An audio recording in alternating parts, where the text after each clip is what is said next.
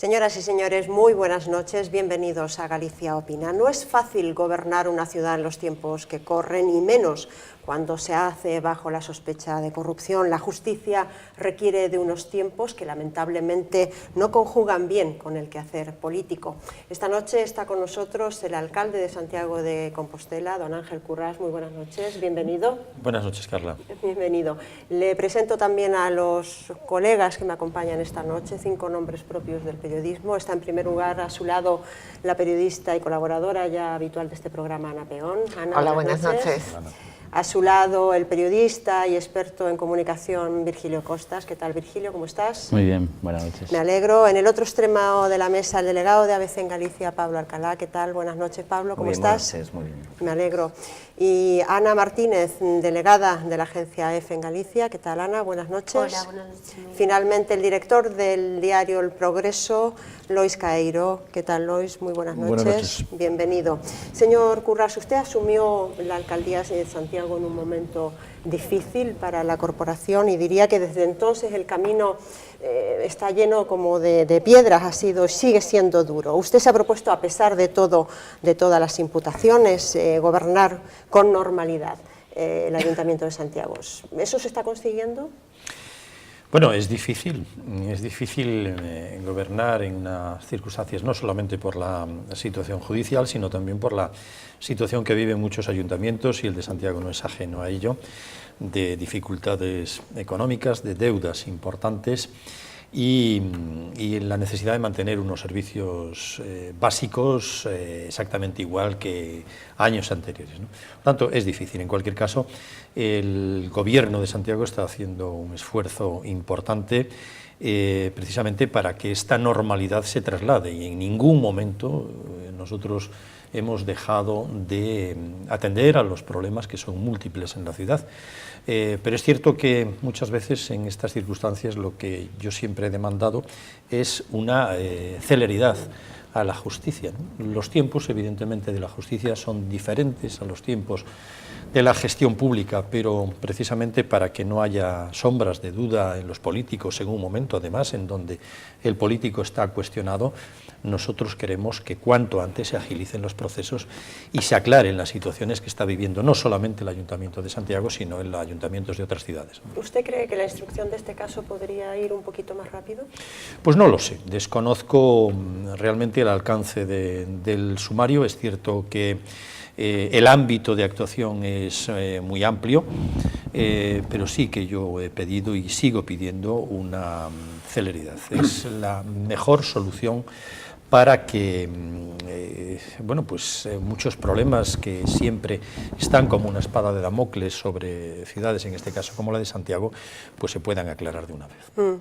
El caso Pokémon también parece salpicar al Partido Socialista y concretamente al anterior gobierno del alcalde Sánchez Bugallo. ¿Usted tiene algún indicio de que el anterior gobierno pudiese estar implicado? No, nosotros no tenemos ningún indicio, y por otra parte tampoco se nos ha solicitado información al respecto. Hemos conocido esta información por un medio de comunicación, pero desde luego el Ayuntamiento de Santiago no ha aportado documentación al respecto, y en cualquier caso sí que yo quiero dejar muy claro que tanto en el sumario, en el procedimiento que está afectando pues al grupo de gobierno, como en cualquier otro, nosotros desde luego actuaremos siempre con la mayor transparencia, aportando siempre la documentación que se nos exija y desde luego colaborando con la justicia. Yo tengo plena confianza en la justicia y precisamente creo que una forma de agilizar todos estos sumarios es colaborando con la máxima rapidez y aportando toda la información que se nos solicite, pero yo debo decir que en este momento la información que tengo responde exclusivamente a la que ha aparecido en un medio de comunicación. Cambiemos de tercio, si le parece, aunque luego mis compañeros seguramente volverán sobre el caso. Esta semana hemos conocido datos de paro para España, que son buenos, son positivos, para Galicia también. ¿Para Santiago también son buenos? Bueno, es el tercer mes consecutivo que llevamos reduciendo la cifra de paro. Santiago en este momento tiene 9.540 parados y ha experimentado pues una reducción del 2,4%, cuando la media en Galicia es inferior, es de un 2,1 e incluso la media en España no llega al 2 en descenso en el mes de mayo. Por tanto, creo que es un dato esperanzador. Y yo creo que en los próximos meses esta cifra se va a seguir Supongo que el reduciendo. verano y el camino, Claro. evidentemente, tiran, ¿no? El camino tiene un gran tirón, estamos recibiendo muchos turistas y luego hay otro factor que creo que puede ser decisivo en los próximos meses, que es el inicio de la actividad de Turkish Airlines a finales del mes de mayo, que nos está trayendo visitantes de Japón, de Corea, de Turquía, y que además son 3 vuelos semanales, pero 3 vuelos semanales son prácticamente 200 personas en cada vuelo y viene completo. Es un turismo de un alto poder adquisitivo y por tanto creo que esto va a contribuir también a paliar esta situación. Desde luego, no solamente el descenso, sino el descenso interanual del paro en Santiago, yo creo que es esperanzador. Usted me lo ha puesto ya en bandeja, hablaba usted de aeropuertos, de Turkish Airlines.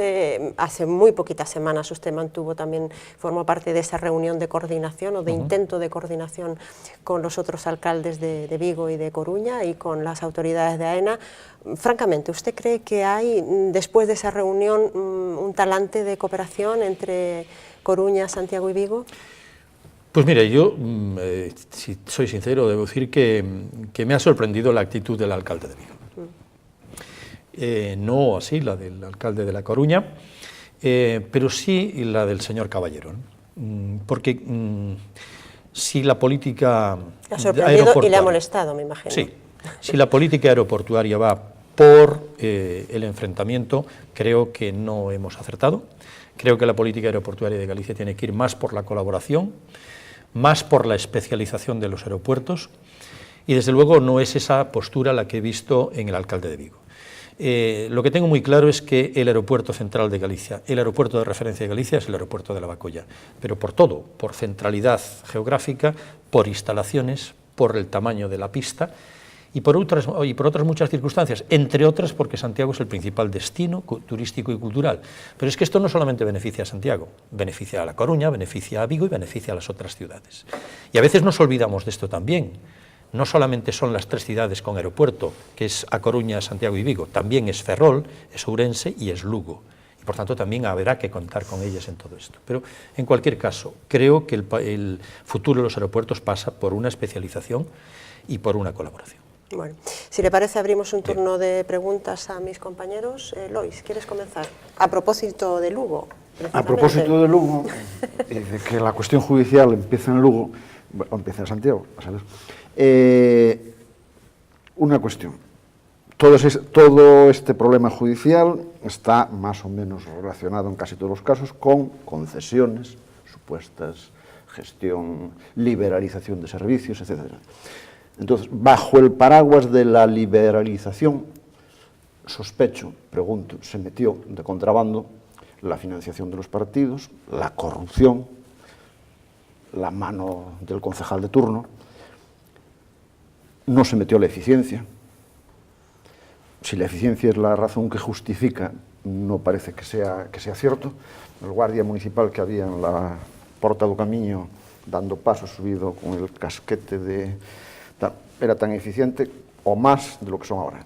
Entonces la eficiencia no sirve como justificación, parece, y la sospecha es la corrupción. El primer caso que hubo en España, termino ya, el primer caso que hubo en España fue los servicios de limpieza en Madrid con el primer ayuntamiento democrático, y ahí empezó, y 40 años después seguimos igual. Pregunto, ¿es pseudo-liberalización o no? Bueno, en primer lugar yo tengo que decir que la financiación de partido político acaba de aparecer ahora. Por tanto, no ha aparecido en modo alguno con antelación y afecta en este momento, según esa información de medios, evidentemente no al grupo de gobierno en Santiago, ¿no?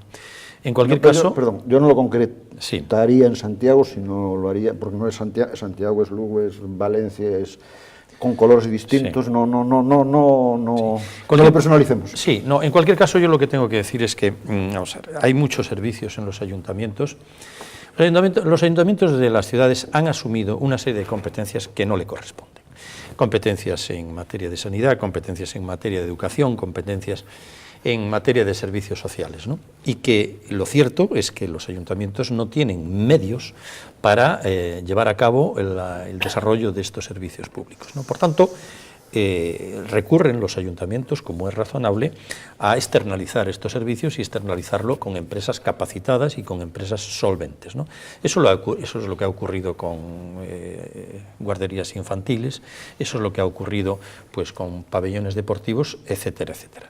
Pero yo creo que lo que hay que hacer muchas veces es una reflexión profunda sobre esta serie de competencias que hemos asumido y sobre esta serie de competencias para las que nosotros no tenemos, evidentemente, recursos ni capacidad de gestión desde los ayuntamientos. Por tanto, esta reflexión, que creo que está abierta ya sobre los ayuntamientos y sobre las diputaciones, me parece que tiene que concluir próximamente y además que se llegue definitivamente a un acuerdo sobre los servicios que tienen que asumir unos y otros. Yo le puedo decir que, por ejemplo, todos estos servicios que externaliza el Ayuntamiento de Santiago en materia de deportes, en materia de educación, en materia de servicios sociales, suponen más de 2 millones de euros al año. Más de 2 millones de euros al año. Y esto, evidentemente, un ayuntamiento con sus propios medios es imposible que lo asuma. Por tanto, creo que habrá que buscar soluciones y esas soluciones pasan, desde luego, por una racionalización de las competencias y de las competencias impropias que las asuma quien le corresponde. Ana, adelante. Siguiendo con el a propósito de Lugo, el alcalde de allí, López Orozco, criticaba la indefensión que siente por la prórroga continua del secreto de sumario de la operación Pokémon y ante las filtraciones que están saliendo. Quería saber qué opina de esta cuestión y de las versiones que apuntan a la obstrucción a la justicia por acogerse al derecho a no declarar del concejal de La Fuente, de Santiago. Bien, en relación con la instrucción de sumarios que se extienden mucho en el tiempo, yo he sido claro desde el primer momento. Creo que por el bien incluso de la política, por el bien de la gestión pública, deben de agilizarse. Yo comprendo que efectivamente la justicia pues, necesita más medios de los que tiene en este momento y a veces se ralentizan y sucesivas prórrogas pues, van demorando la solución de determinadas instrucciones, ¿no? Por tanto, en ese sentido yo creo que hay que buscar una celeridad que en este momento no existe, ¿no? Por otra parte, que se haga público bueno, pues algunas partes del sumario, o que, yo se lo puedo decir, a mí me ha ocurrido, es decir, yo me enteré de que me habían imputado un caso en Santiago de un policía local, en fin, me enteré a través de los medios de comunicación. Yo recibí 2 días después esa comunicación, no la imputación, sino la denuncia que habían presentado, ¿no? Sin embargo, 2 días antes ya los medios de comunicación tenían esto. Bueno, a mí esto me parece injusto, me parece que es una indefensión en la que realmente se traslade muchas veces a los medios de comunicación pues informaciones del sumario que yo mismo no conozco o que cualquier persona imputada desconoce. Eso no me parece, desde luego, que vaya a favor de la defensa de esa persona. Y en tercer lugar, el derecho a no declarar. Mire, de la misma manera que cualquier persona imputada tiene derecho a ir con un letrado a declarar, también cualquier persona imputada tiene un derecho fundamental, un derecho procesal de no declarar. El señor de la Fuente se ha acogido a ese derecho y yo eso lo respeto mucho cuando estamos hablando de derechos de las personas que están imputadas en un procedimiento. Por tanto, pero por otra parte debo decir también algo más. El señor de la Fuente, en el Ayuntamiento de Santiago, en relación con este asunto, abrió una investigación interna, por cierto, la primera que se hable en el Ayuntamiento de Santiago, en toda su historia. Y esa investigación interna parte del grupo de gobierno. Y en esa investigación interna el concejal de la Fuente acudió a declarar y toda esa información la tiene el fiscal y la tiene el juez. Por tanto, cada uno lógicamente tendrá que elegir la mejor forma de defenderse. Supongo que el abogado del señor de la Fuente le aconsejó que esa era la mejor opción y por tanto yo lo único que tengo es que respetarlo. Pablo, adelante. Bueno, yo con vuestro permiso salgo de los juzgados momentáneamente y voy a un problema un poco más doméstico, un problema o una cuestión. Uno de los servicios que asume el ayuntamiento es la seguridad en cuanto al parque de bomberos. El parque de bomberos lleva muchos años con una promesa de renovación, el parque de bomberos está habitualmente quejándose de la mengua de los medios y del personal incluso, y además tiene una dificultad añadida que probablemente muchos ciudadanos no conocen, que es que a pesar de que no forma parte de sus competencias, sirve de vez en cuando a otros ayuntamientos colindantes a Santiago, evidentemente con permiso del concejal correspondiente, ¿no? Bueno, un tema tan importante como la seguridad y los fuegos creo que merece una atención especial del Ayuntamiento. ¿La está prestando? ¿Conoce, por ejemplo, la Diputación de La Coruña que el Ayuntamiento de Santiago, fuera de sus competencias, presta servicio a todos los ayuntamientos colindantes? Sí, es conocedora y además es que no es una obligación que nosotros tenemos cuando cualquier servicio nos demanda que asistamos al Milladoiro, por ejemplo, Ayuntamiento de Ames, o al Ayuntamiento de Teo, otro ayuntamiento. Y en ese sentido estamos prestando ese servicio. Yo creo que lo oportuno es una comarcalización de este servicio y de hecho se ha dado un paso, pero hace como 7 años, que es con la construcción de ese edificio en la zona de Salgueiriños, ¿no? ¿Qué ha ocurrido? Pues evidentemente ha sido una gestión, yo creo que mal llevada. Fíjese usted que a día de hoy todavía se deben 2 certificaciones por importe de más de 400.000 euros de ese esqueleto que existe ahí. Por otra parte, se incrementó mucho el coste y las 3 administraciones implicadas en el 2006, pues evidentemente dijeron, se paraliza esto. Por otra parte, también había, es cierto, diferencias en relación con, algunas diferencias en relación con los bomberos y en relación con las salidas fuera de lo que era el ámbito de Santiago. Creo que es un equipamiento fundamental, no solamente para Santiago, para la comarca, y desde luego yo, que hoy he tenido precisamente la firma de unos convenios con el presidente de la Diputación, se lo he trasladado. Se lo he trasladado porque la Diputación evidentemente es una pieza clave en esta solución, también es la Xunta de Galicia y el Ayuntamiento. Yo desde luego desearía que esto se solventase cuanto antes y creo que hay buena voluntad también en relación con los bomberos de Santiago para que esto se resuelva. ¿Cree que cuentan con los equipamientos suficientes y el personal suficiente? No, ¿O en son este víctimas también de la crisis económica? Son evidentemente víctimas de la crisis económica, no solamente en el personal, que bueno, pues la tasa de reposición del personal que nosotros tenemos pues es mínima, sino también en los equipamientos que hay que ir modernizándolos y adaptándolos también a la nueva ciudad. Evidentemente no es lo mismo un equipamiento de servicio de bomberos de hace 20 años con un equipamiento que tenemos hoy, pues evidentemente edificios más altos y edificios muchas veces más complejos, ¿no? Por tanto, esto exige los servicios de extinción de incendios, y no solamente por los fuegos en la ciudad, sino también por los fuegos en verano en el entorno, exige una dotación que en este momento es difícil, efectivamente. Adelante, Virgilio. Sí, yo quiero seguir fuera de los juzgados, pero sí teniendo como colación el fondo de los juzgados, ¿no? Una de las consecuencias, como decía Lois, de la privatización de los servicios dio lugar, en algunos casos, en general, no personalizando en nadie, a la corrupción de financiación de partidos políticos, pero un hecho más evidente es la puerta de entrada para personal afín al partido de turno, ¿no? Y que también es una de las cosas que está ahora viendo en el caso Pokema, ¿no? La política sufre, y el CIS lo está notando informe tras informe, un claro divorcio con la sociedad. Y los partidos políticos parece que no están haciendo mucho para la reconciliación, ¿no? Y la pregunta, la reflexión que quiero hacer, sobre la que quiero preguntar es: ¿hay una judicialización por parte de la política de casos a veces nimios, por parte de todos los partidos? Es decir, que a veces acaban llevando a los juzgados cosas menores, y después hay una actitud defensiva de cuando hay imputaciones no se responde con la misma exigencia que se le pide al rival. Hay imputados y imputadiños, y hay casos y casiños, depende de quién sea, si es un compañero del partido o es de un miembro del partido rival. A eso hay que añadir que después, cuando hay un caso de corrupción en un partido, los compañeros salen en defensa del compañero, aunque a todas luces a veces es más que culpable, ¿no? Lo digo, por ejemplo, el caso de el tesorero del PP, señor Bárcenas, al que se le defendió y ahora pues parece que no tiene mucha defensa, ¿no? Entonces, ¿no cree que deben de dar un ejemplo claro y evidente a la sociedad sobre los casos de corrupción? Evidentemente, y desde los gestores públicos creo que precisamente son los que tienen que aportar mucho más en todo ello, ¿no? Pero yo, en cualquier caso, quiero dejar dos ideas claras. La primera es que, mire, el nombre de imputado suena muy mal. Bueno, pues ahora parece ser que se baraja la posibilidad que sea testigo protegido o algo así, o encausado, ¿no? Suena muy mal, pero evidentemente un imputado no es ni un procesado ni un condenado.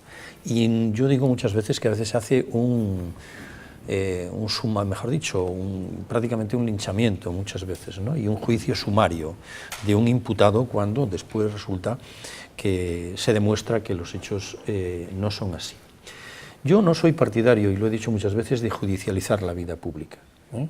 No soy partidario cuando un gobierno llega, bueno, pues levantar y evidentemente llevar al fiscal o llevar a los juzgados pues, sospechas de gobiernos anteriores. Pero dicho esto, también debo decir una cosa, es decir, lo que nos ocurre, por ejemplo, en el Ayuntamiento de Santiago, que es el que lógicamente tengo más cerca, es que la vara de medir de la oposición actual es bien diferente a la vara de medir en este momento, es bien diferente a la que tuvieron en otro momento. Yo recuerdo que en el gobierno bipartito del Bloque Nacionalista Galego y del Partido Socialista estuvo imputado el señor Bugallo, estuvo imputado otro concejal más. Y además la imputación del alcalde de Santiago no fue una sola vez, fueron 2 o 3 veces en los últimos años. ¿Y qué ha ocurrido ahí? Pues que evidentemente tanto el grupo nacionalista como el grupo socialista no solamente no pidieron que dimitiese, sino que arroparon precisamente la posición del alcalde, ¿no? Pues yo creo que esa demagogia creo que hay que tenerla en cuenta precisamente en estos momentos. Y esa vara de medir que aplican en un momento y que aplican en otro, evidentemente me parece que dice poco de quién la está utilizando. Pero es un ejemplo claro de que los partidos se comportan diferentemente en un momento. Sí. Ana, adelante. Sí, habla usted de esta doble vara de medir con respecto a la etapa anterior, y yo quería comparar también la situación de Santiago con la que se vive en Lugo y en Ourense. En Lugo, López Orozco no tiene mayoría absoluta, el Partido Popular fue el partido más votado.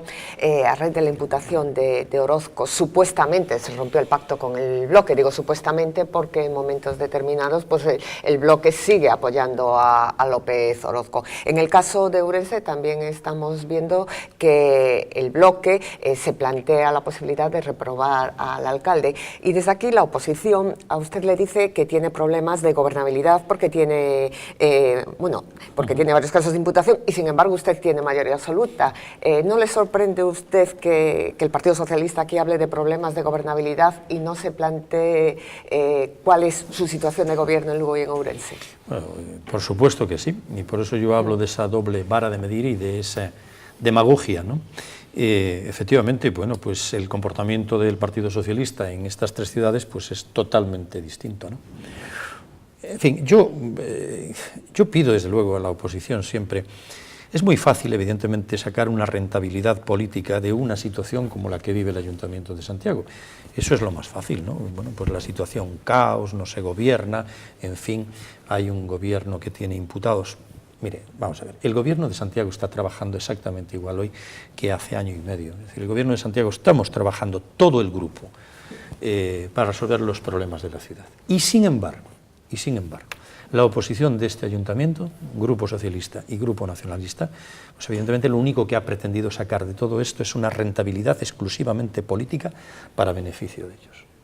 Y claro, esta rentabilidad política lleva a situaciones tan rocambolescas como que, por ejemplo, la semana pasada hubiera una mesa local de comercio donde en un momento tan delicado como el que está pasando el comercio de la ciudad, presente en esa mesa de comercio, exigen precisamente el apoyo de los políticos. Resulta que la oposición no estaba representada en ese momento.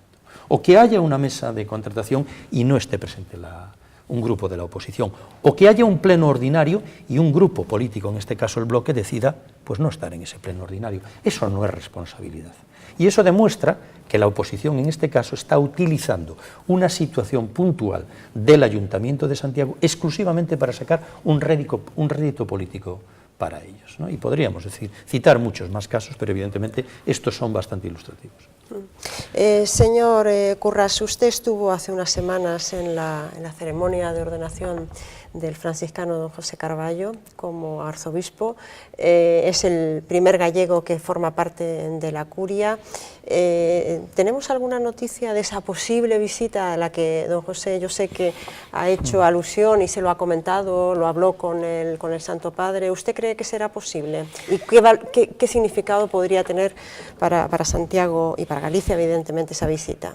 Yo he recibido en el ayuntamiento a Fray José Rodríguez Carballo 2 días antes y hablamos precisamente de esto. Yo le trasladé, desde luego, el interés del ayuntamiento de que pudiese acudir en el próximo año que se conmemora el 800 aniversario de la peregrinación de San Francisco a Compostela, pues que pudiésemos tener aquí al nuevo Papa, y él es muy optimista. Él es muy optimista, tiene una relación muy directa con el Papa. Me dijo que iba a hacer todo lo posible para ello, pero no solamente él, sino también el cardenal Bertone, a quien se lo he pedido en el aeropuerto el día que le hemos despedido y también con anterioridad, ¿no? ¿Qué significa? Pues mire, cada vez que un papa acudió a Compostela, el refuerzo del Camino de Santiago ha sido enorme. Desde el año 82, con la visita de Juan Pablo II y aquella intervención en la Catedral de Europa, Descubre tus raíces, descúbrete a ti misma, que está además en la Catedral, hasta la visita del año 89 y por supuesto la del 2010. Lo que estamos percibiendo es que el camino cada vez se refuerza más. Y evidentemente el camino hoy no es por motivaciones exclusivamente religiosas, pero esta mañana había decenas y decenas de peregrinos que están llegando a Compostela y no hay más que ver la plaza del Obradoiro. Por tanto, creo que la presencia del Papa aquí reforzará el camino, y reforzar el camino supone reforzar también la economía de esta ciudad, sin duda alguna. Por eso nos parece fundamental y desde luego soy optimista. Creo que será posible. Bueno, pues eso es lo que esperamos todo, porque seguro que sería un revulsivo también para la economía, evidentemente, sin porque duda. moviliza masas. Señor Currás, muchísimas gracias por haberse acercado hasta nuestros estudios.